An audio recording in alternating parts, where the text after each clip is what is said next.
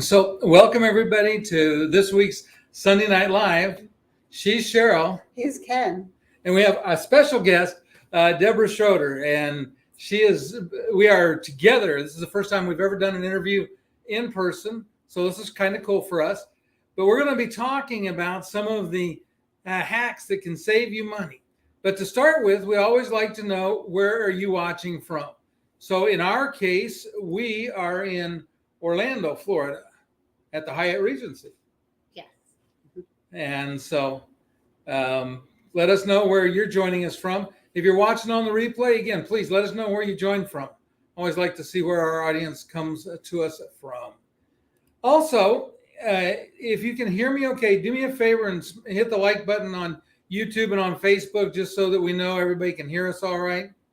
It looks good on my end, but a while back we were doing this and we got the message nobody could hear us. So let us know. Yeah, you can put it in the comments if anything goes wrong.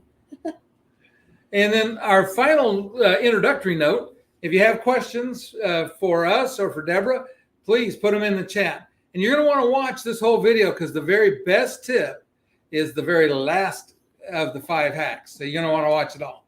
To start with, though, Debra's been traveling a little bit. In fact, she's been traveling more lately than we've been, which is, saying a lot. So tell us a little bit about some of the things you've done recently. And let's also talk about the fact that you have dietary restrictions and how that's working for you. Okay. So lately I've been doing a lot of cruising. It's picking up okay, right? Mm-hmm. Okay. Sorry. Because Royal Caribbean has some great cruise pricing out there, and I love Royal Caribbean. Not saying I don't love the other cruise lines, but Royal Caribbean tends to be one of my favorite cruise lines. So I've been doing a lot of cruises on them, and I've pretty much been home only a few days here and there. And I've changed all my international travel, at least for the next, until June of next year, to be on a cruise instead of traveling internationally. So I canceled a Japan trip, a trip to Hawaii, a trip to France, a trip to Italy, all to stay on cruise ships. Yeah, now we like cruises, but she seems to be liking them better. And so I know you travel with dietary restrictions. How's Royal Caribbean been to work with as far as finding gluten-free things to eat? Royal Caribbean's been great. They actually have a form you can fill out 45 days before your cruise. It's called the special request form. I believe I don't quote me on that. I have yet to fill that out because I just let them know when I board the ship. I let my assistant waiter, and then head waiter know, and they make sure that my food is prepared differently. So I place my order in advance in the main dining room, and they ensure that there isn't any cross-contamination. And for those of you who don't want to eat in the main dining room, if you want to go to the Windjammer, which is the buffet, some ships have an entire section that's labeled gluten-free, whereas other ships have a smaller section, or they indicate on the little placards above the food whether it's gluten-free. And if you have other dietary needs or concerns, you can pull one of the guys in one of the white shirts in the buffet and ask them to direct you to either the gluten-free section or lactose-free, or whatever allergens or whatever you have that you need to accommodate, and they will make sure that there isn't any cross-contamination and that your needs are met, so you can eat and enjoy your cruise without having to worry about starving or having some kind of incident or allergic reaction. Yeah, and we've found that Royal Caribbean's amazing to work with. Okay, hi Pam, how are you doing? You always miss the beginning. So I ask everybody, in case you did miss it, if you can hear me okay, hit the like button a couple of times. But nice to see you as always. I'm glad you joined the show. Okay, so And we're going to get to the 5 hacks here in just a moment. Yeah, coming up here. Let's go back to banners. Okay, so, all right, we did that one. Okay, so the first hack. So you want to talk to us about email newsletters? Yeah. So you want to sign up for the email newsletters from the airlines and hotel programs, because then you'll be first to know of different specials and promotions. They usually send that out to subscribers first before they put it on their website. For example, Frontier has a fly all you can promotion. that they first sent out to those subscribed to the newsletter and those who belong to the frequent flyer program. So we got first notice of it, and now I believe it might be on their website. So that's just one example. Southwest always does like a $39, $29, $49 flight thing. So you want to be first because those flights tend to sell out quickly. A couple years ago, a hotel offered $7 room rates, and those of us who were on the newsletter were able to snatch up a lot of rooms in Chicago for $7 a night. Oh. Yeah, and I included cruise lines in that too, because the cruise lines typically will announce things, especially if you're a member. And I don't think this was on your list. So associated with the newsletter is join the loyalty programs, because again, they'll typically get a little bit more information in advance. Yes. And perks. Yes, the perks. Eventually you get perks. Perks are nice. We're in the middle of a very nice room, which might have been a perk that Debra earned. She is really good at perks. Okay, so we talk about perks in a whole nother live, because that's a long conversation. And again, if for everybody, if your subscribe button is red, that is an emergency warning from YouTube that you're not subscribed. If you hit the button, make it turn any color other than red, and you hit the little notify bell next to it, you'll get notified when we're going to be posting it. When we post a video, you get notified on all of our live streams. Okay, so let's figure out what hack number 2 is. So hack number 2 is you want to travel off season. You'll save the most money. It also won't be as crowded during the off season. So off season typically is anytime school is in session.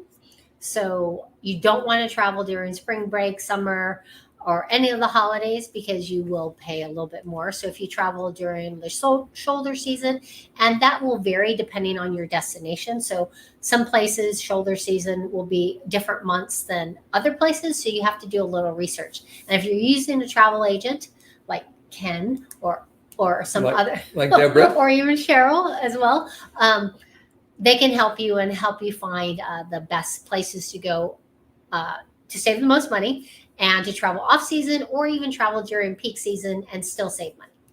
Yeah, my favorite off season trip is late May or early May now, even for Alaska. It's before the mosquitoes come out.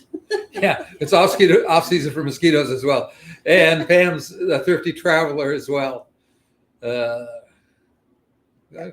So, and just along those lines, like Cheryl mentioned, we travel to Alaska at the end of May before school gets out. And technically it's shoulder season, but it's interesting in Alaska that the end of May, first part of June is actually the driest time of year up there. So we've had just incredible weather. We've been 3 times on cruises, and every one of them we've had great weather, which is just another plus of it. Yeah. It's hard to do that in Alaska. Yeah, and especially, I know Hawaii is a big one too for some people. So you definitely want to go off season, off peak in Hawaii. Hotel room rates will be cheaper. Rental cars especially will be cheaper. You'll be able to get restaurant reservations. So definitely. Yeah, and it's interesting because the Caribbean in general, especially if you're doing all inclusive, is just the opposite. You get into December through about March, that tends to be their high season, and it's hard to get space. The requirements for space are a lot more stringent, where you might be able to get by with a 2-night stay, then it becomes 3 or 5 night stays is the minimum to stay down there. So again, it's just being smart about where does everybody want to go this time of year, and let me go either at a different time or go somewhere else. Exactly. Okay, let's see, we had another hack I think coming up. Let's see, did it? Yeah. Okay, so here's hack number 3. Okay, so you want to recheck prices. And a lot of people don't realize that rechecking prices, in other words, gardening your reservations, is a really good idea. It's prudent for anything, whether you're cruising, whether you're taking flights or hotel reservations, because prices do change. It's just like supply and demand.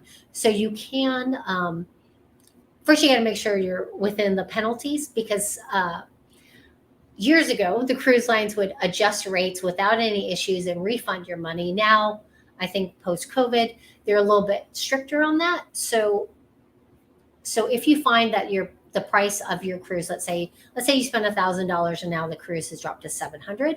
That's a $300 difference. That's almost a whole nother cruise, right? So rather than say, I want my money back, which obviously be great, but now they have different limitations and restrictions. You could say, how about onboard credit? Or how about future cruise credit? Give them an option so they don't have to refund your money back. And they're more willing to do that, especially if you already entered final payment penalties. With hotels, you can change and adjust your pricing, again, up until penalties occur. And every hotel chain is different. Every reservation is different. So you have to pay attention to those penalty periods. Flights, you can do that as well. After COVID, a lot of the airlines give you a lot of flexibility. Southwest is great because you can cancel or change a flight up to 10 minutes before the flight departs. So if your flight's supposed to leave, let's say Fort Lauderdale at 1:40 in the afternoon, and the price has changed or you found a better deal somewhere else, you can cancel that at 1:30 p.m. that same day of your flight and get all your money back or your points back or a credit for a future flight. And thanks for the kind words there, the hangman. Yeah, I want to say one of the things that we've been able to do for clients that are inside that final payment period is to get upgrades. Yes. Sometimes you can get them to give you an upgrade to a better cabin, something that that adds value to what you're doing. Like I said, again, they're going to try to do everything they can to hold on to the money, but you give them some options. Exactly. It works well. So onboard credit or the upgrade, whatever you prefer. I like the onboard credit. Okay, number 4, you said companion passes. Okay, yes. Companion passes are a great way to save money because it's almost like a BOGO, buy one, get one ticket. And there are different types of companion passes. Some airlines like Delta, Alaska, and British Airways have a one-time use companion pass that you earn depending on the different restrictions. Whereas Southwest has the best companion pass ever. And now is the time to look into the companion pass there, but not get it yet. With Southwest, you can have you can bring a companion with you anytime you fly on Southwest for up to 2 years. And that's any flight. So if you only fly once a year, you can bring a companion. If you fly twice a year, if you fly every single day, or if you fly several times a day, if you just want to get on a plane, your companion goes with you for free. All you pay is the taxes for that airline. So it's like $5.60, I believe. Or internationally, it's a little bit more because international airline tax is a little bit higher. Okay, and that, that is a really good secret. You told us not to book Southwest, not try to get it right now. Yes. So let's go back to that. So to earn the pass for 2 years, when you earn the Southwest Companion Pass, you get it for the rest of the year you earned it and all of the following year. So the best trick is to earn it in early January. That way you have it from January to December of that year you earned it and all the following year. So let's say you earn it in January 2023. You'll have the pass all the way through December 31st, 2024. Okay, so now I have a question. Sure. How do you earn it? So they just changed the rules. So starting 2023, you need to earn 135,000 Southwest points. And you can earn those points in a variety of ways, one of which we'll talk about in hack number 5.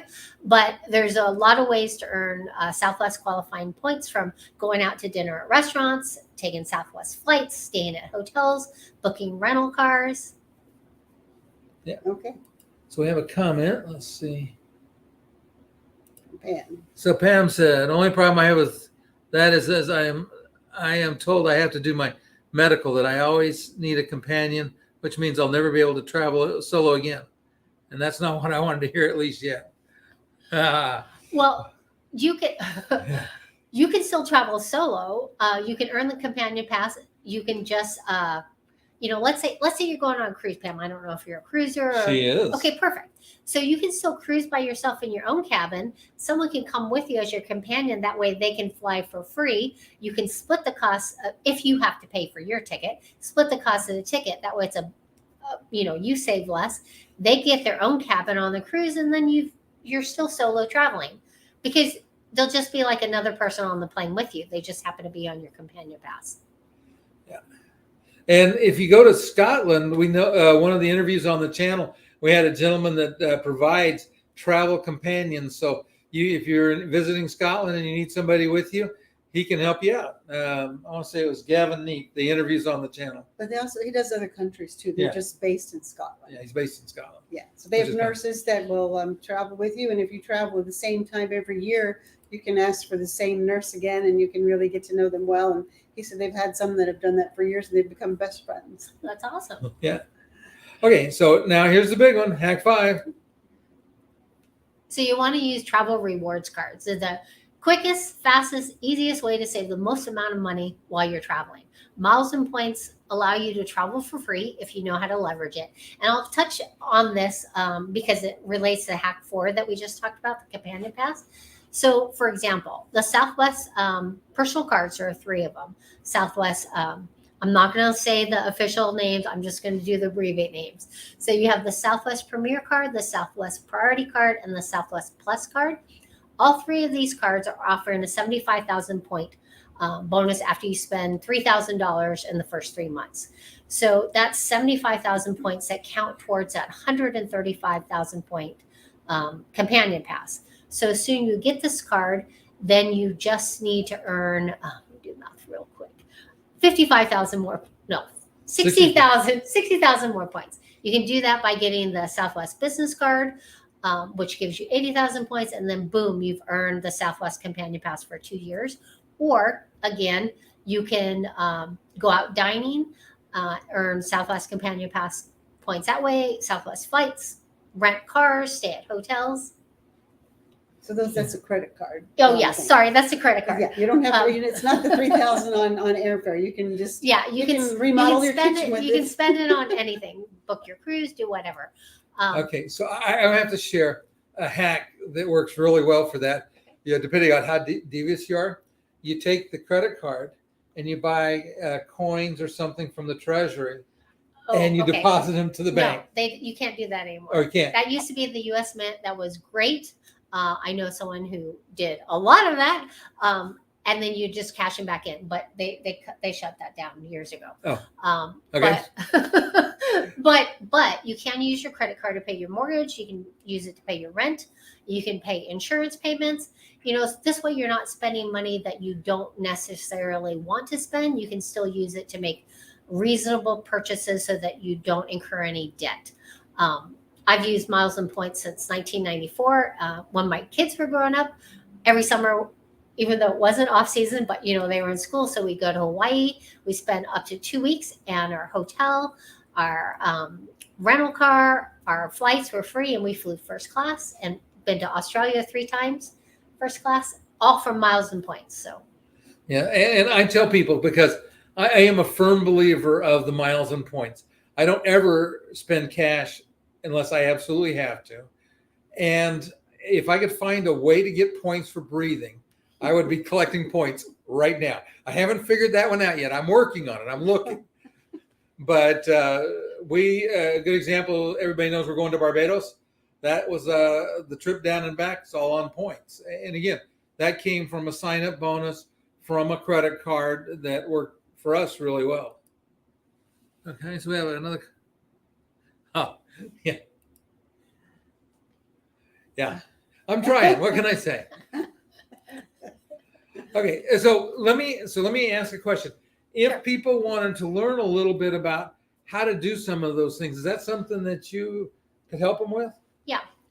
So I have a blog and a YouTube channel. They can go there, and I also offer consultations. If people want private consultations, I do like a free 15-minute quick one to just give you some general recommendations, and then I also do more intense ones where I develop a personal strategy. So, for example, if you want to go to Europe or Hawaii or Caribbean, wherever, we can sit down and, well, not physically, like via Zoom or something, and I can go over a strategy to show you what you need to do to earn the miles and points to get there. Whether it's maximizing the cards you currently have or applying for new cards. The most important thing that you should remember, though, is if you're going to get a credit card, you need to be able to pay the balance in full, because whatever travel rewards you earn is not worth the interest. And yes, you can travel the world for free with only one credit card if you're strategic and know the right card. So you don't have to apply for multiple cards so long as you have a plan and you know how to leverage it the correct way. Well, it sounds like I need to have a consultation with Debra. But so you know, in the comments in both in Facebook and in YouTube, you'll find Debra's contact information. Her website's there, her YouTube channel, all of the ways to get a hold of her on social media. So I would encourage you to reach out. She is a great resource, and I pick her brain fairly frequently. So thanks for joining us tonight. Thanks for having me, Cheryl and Ken. Nice. Thanks for watching, Pam. Sorry, I'm leaning in and Hangman. I don't have my other glasses on, so I can't see the names. And everyone else. Yeah. And so we'll see everybody next week. That'll be our last show before we head to our Barbados. And we will be live in Barbados. Not sure about guests yet. I'm working on somebody interesting, I hope. Either that or it's Cheryl and I. We did, by the way, Cheryl and I just came back from a really cool accessibility show. If you'll keep an eye on YouTube and if you follow me on Instagram, you'll start to see some posts. Cheryl was at this, it was called the Abilities Expo in Miami. And Cheryl rode everything they'd let her ride down there. And I think the only thing that she didn't ride was they had some like wheelchairs that looked like snowcats with tread, and they weren't letting anybody ride those. But she rode a bunch of others, and she was having a blast. Well, and also as we release our videos about them, I'll have comments about how they rode. One was as smooth as you could believe. Others were a little rough, but some sit up higher. So there's lots of tips about what to look for when buying a scooter or a power chair. And there was one amazing one. It climbs stairs, climbs stairs, goes up over curbs and back down, all by itself. It goes on two wheels. Yeah. It rides on two wheels, so it's a lot of fun. Yeah. Some of them we showed in last week's, but Cheryl was there and got to ride them and play with them. But she seemed to think that this was like a princess wave. But when she was doing donuts on these wheelchairs, it looked a whole lot more like a bull rider. You know, we're holding one hand up. Anyway, we'll see everybody next week. Thanks for watching. Bye.